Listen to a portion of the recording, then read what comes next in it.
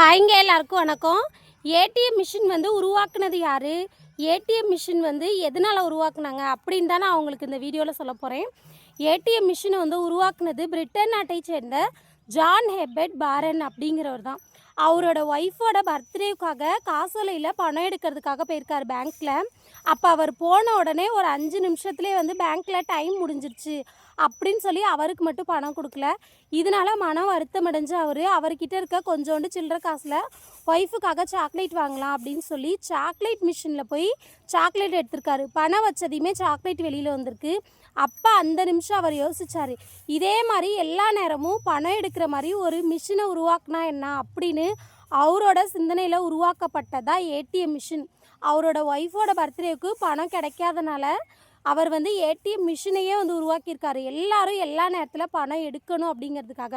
இப்படி உருவானது தான் ஏடிஎம் மிஷின்.